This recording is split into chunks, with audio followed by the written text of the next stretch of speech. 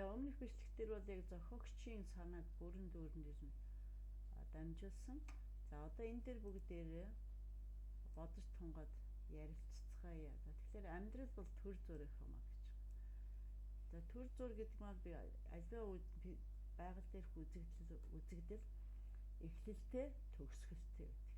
Тэгэхээр бидний энэ амьдрал бол бас байгалийн үзэгдэл юм. Тэгэхээр энэ бид нар энэ байгалийн энэ төр зүрийн үзэгдэлтэй л бид амьдарч байгаа гэдэг юм ямагт санах нь чухал юм аа. Монголчууд ирсэн гийчин буцдаг гэдэг. Тэгэхээр бид нар энэ дэлхий дээр ирсэн гийчд юм аа, зочид юм аа. Тэгэхээр айлд ирсэн зочид айлын авдар сав хамаг юмыг ухаад эрэхтэй мэдлэл шийдвэр гаргахын төвшөнд ажилтгүй шиг бид Бурхны өгсөн дэлхий дээр л төр зүр оршин суугчид учраас бид альва зүйлд хүндэтгэлтэй хандах нь чухал юм. Тийм учраас бид хүний эд зүйлсийг арга гамтай соёлтойгоор хэрэглэх нь бас л өдөр тутмын амьдралын зөв дадал юм шүү. Газар дэлхийд ирэх амьдрал төр зүрх гэдгийг маш олон зүйлээр бид баталж чаддаг. Бидний амьдрах амьсгал хэдэн өдрөөр амьсгалахыг бол энэ Бурхан биднийг бүтээхээс өмнө бидний эцэг эхийг бүтээхээс өмнө төлөвлөсөн байгаа. Тэгээ Бурхан бол биднийг хавьгүй илүү сайн зүйлийн төлөө бүтээсэн. Тэгээд тэрийнхээ төр зур биднийг энэ дэлхийд бас айлчлан зочлуулж байгаа билээ. Бид бол Бурхандаар одоо нөгөө сонгогдож бас энэ дэлхийд хүн болж төрсөн тийм ховорхон аз заяатай юм ба хүмүүс. Тийм учраас л бидний амьдрал мөнх биш. Бид Бурхны үгэн дотор амьдрах юм бол энэ дэлхийн аз жаргалыг мэдрэх болно. Аливаа зүйлсэд хит шунахгүй нэг талыг авахгүй зөвхөн эхлээд өөрөө өөртөө ажиллах нь чухал байдаг. Тийм учраас буддын үзэл Христийн үзэл хоёрын гол ялгаа нь бол буддаа бол ламаар дамжуулж аливаа зүйлсийг сайжруулах гэдэг бид Бурхан дотор байж бид өөрөө өөртөө ажиллаж өөрийнхөө сайн талыг, өөрийнхөө сул талыг мэдэрснээр аливаа зүйлсээс бие хамгаалах чадварт суралцдагаараа ялгаатай. Тэрс хоёулангийнх нь зорилго бол адилхан асуудалд амьдралын асуудлаас амьдралын зөв шийдэлд хүрэх гэж тэмүүлж байгаа билээ. Тэгэхээр дэлхийн юмыг газрын юмыг сэтгэнэ гэдэг чинь дандаа би өөрөө бусдаас сайн байж, би бусдаас илүү байх гэж, би бусдаас илүү их эдлэх гэж, би бусдаас өөрийгөө илүү царайлаг гэж бодох мэтийн тийм үү ижилхэн лөхөө Бурхны бүтээлүүд мөртлөө бие биенийгээ үл хүндэтгэх, үл хүлээн зөвшөөрөх, заавал эрх мэдлийн төлөө, амар тайвны төлөө буруугаар ингэж булаацалдаж байгааг бол газрын юм сэтгэх гэж байна.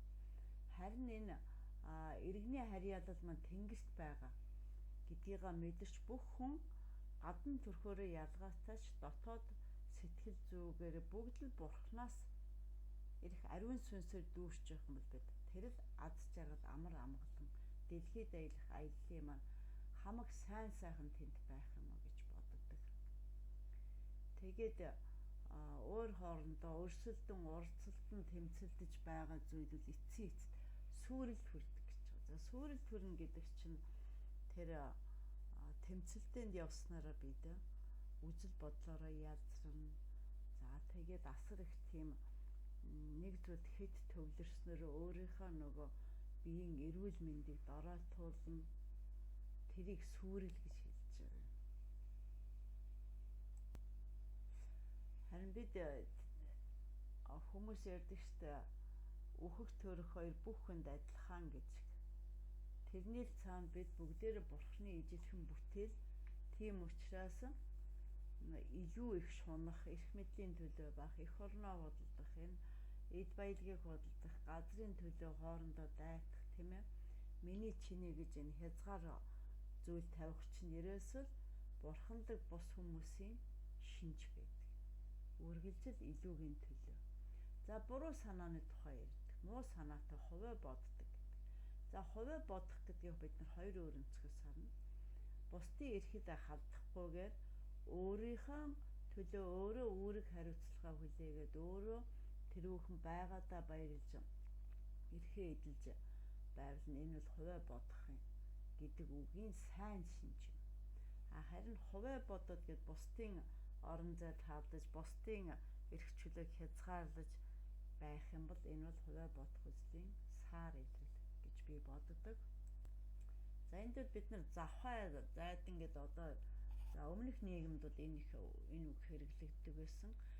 Завхай энэ гэдгийг юу гэж ойлгох юм гэхлээр өөрийн үн цэнтэй үзэл бодолтой бат суурьтай байж чадахгүй, аливаа зүйлсийг аялдан дагалддаг, тухайн цаг үеэр одоо хүмүүстэй харьцдаг, тухайн цаг үедээ хэрэглэхийн төлөө аливаа асуудалтай ханддаг, тэрийг л хэлж байгаа юм. Тэгэхээр энэ ертөнцтэй сүжирх нь бурхны эсрэг дайсагнал гэдгийг та нар мэдхүү гэж байгаа. За энийг нөгөө кинон дэр байдаг шүү дээ. Хөгсөн залуу хоёр сүжрээд байсан. Тэгээд ингэж байх гэдэг ингэж нөгөө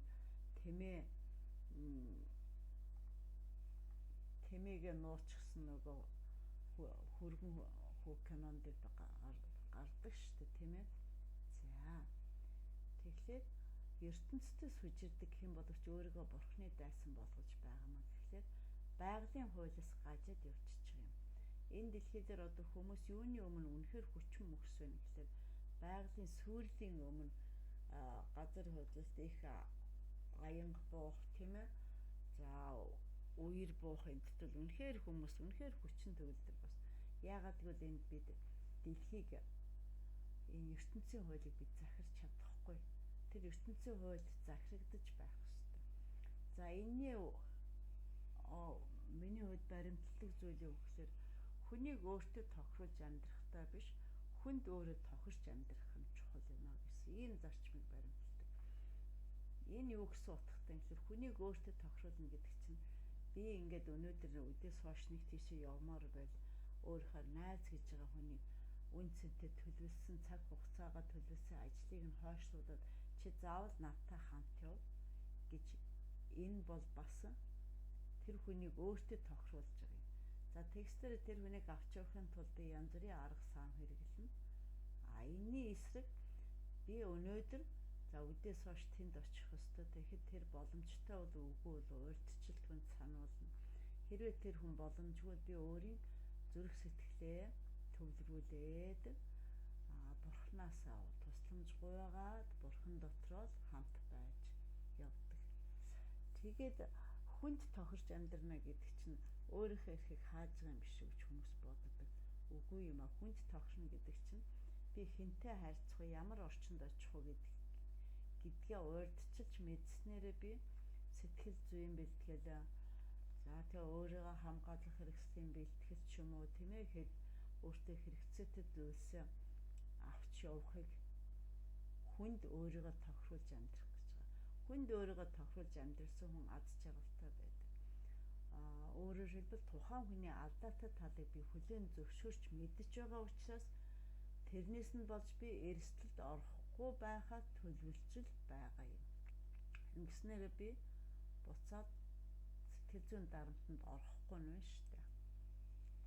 Бид тэгэхээр нөө бурхнаар бүтээгдээд бурхан биднийг энэ дэлхийд төр аялуулгах гэж ингэж томилсон учраас бид нар Христийн хувьд бол дэлхийд ирсэн Христийн төлөөх элчин сайд гэдэг юм байна. Элчин сайд гэдэг бид нар бидэн шүү дээ. Монгол улсыг төлөөлөөд дэлхийн өнцөг булан бүрт очиж Монгол орны өмнөөс үйл ажиллагаа хариуцдаг. Тэгвэл бид бурхан биднийг дэлхийд амар тайван аяллаарай гэж амьдралын энэ хугацааг өгсөн учраас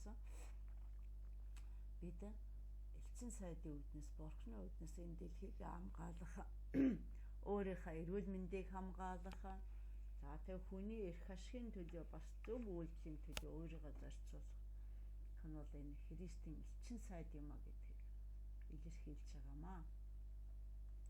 Тэгээ энэ бол манай Монгол ардын нөгөө үлгэрт байдаг шүү дээ. Тэр нөгөө оролдоо өвгний 7 тэр бор гэрлүү нөгөө ирсэн илгээсэн тэр амьтад нөгөө хургийг нь буруу морийг нь идчихэд ирдэг. Тэд нар бол нөгөө цаанаас ирсэн даалгавраа буруу биелүүлээд байгаа гэсэн. Түүнтэй адилхан бид нар бурхнаас өгсөн энэ амьдралыг даатгаж өгсөн энд бол бид нар хариуцлагатай байх ёстой. хариуцлагатай байх тусмаа бид аз жаргалтай байна. Тэгэхээр үүний цаана буцаагаад эрх чөлөө гэдэг бол улам их үүрэг хариуцлагын мэдрэхийг хэлж байгаамаа. За бурхны зарц мэт амьдр гэдэг чи юу хэлж байгаа юм бэ гэхээр ер нь бол энэ удирдах зарчим, удирдлага байна гэдэг бол тэр өөрийнхөө харьяанд байгаа хүмүүст маш сайн үйлчлэхийг хэлдэг. Маш сайн үйлчлэн гэдэг чинь тэдгээрийн зүрх сэтгэлийг сайн мэдэх, тэдгээрийн хандлага харилцааг сайн мэдэх, хүн болгон тохирох ачааллыг нь хуваарлж өгч чаддаг. Тэдэнд юу хэрэгтэй байгааг ингэж хангаж өгч чаддаг. Энэ хүн бол удирдагч байдаг. Гэтэл дэлхийн удирдлага бол эсэргээрээ байдаг. Үнэхээр эсэргээрээ байдаг. Тиймээ тэгэхээр бид нар бол энэ дэлхийд цагаачлагч төр сууршигчд гэдгийг байнга ойлгох хэрэгтэй. Бид төр суугчид учраас бурхны энэ газар дэлхийг төр зур бас ашиглаж хэрэглэж байгаа шүү дээ. Гэтэл энийг өөрийн имшгээр ингэж өөрийн мэдлийн имшгээр хандаж байгаа нь маш олон сул үр дагавартай. Бид бол энэ дэлхийн биш тэнгэрийн харьяалтай улс гэдгийг ойлгосон учраас бид альва зүйлдээ хянамгай юу нь чухал, юу нь биш, чухал бишийг мэдэх хэрэгтэй. Тэгэхээр та нарыг миний дотор амгалан байгаарай гэсэн. Бид ерөөсөө бурхан биднээс олон зүйл нэхээгүй гагцгүй итгэлэг бурхны үгэн дотор, зөв үгэн дотор бясалгаж байгаасай гэж гуйж байгаа. Гэхдээ бурханд бол боломжгүй зүйл байдаггүй. Бидний амьдралын маш хэцүү асуудал бүрийг түүнд итгэлээ өгсөн байхад дандаа гайхамшиг болгон хувиргадаг нь миний амьдралын минь одоо үнц нь ингээд мэдрэгдэж байгаа. Тэгэхээр энэ бол монголчууд нөгөө үнэн үг хэлсэн хүнд хүн өшөөтэй, өхөр унсуунд нохоо өшөөтэй гэдгээр энийг маш товчхонор монголчууд ингэж ярьдаг байгаа шүү дээ, тийм ээ. Тэгэхээр бурхан бидэнд бүх зүйлсийг мөн бэлдээд өгсөн байдаг. Бид тэрнийг нь мэдрэхгүйгээр өөрөө зүтгэж асар их асуудлыг бас үүсгэдэг байх нэ. За ингэж бид өөрөө өөрсөнтэйгээ маш их ярилцах нь чухал байдаг. Ингээд дараагийнхаа бичлэгээр би өөрийнхөө амьдралын гэрчлэлийг бичиж илгээнэ.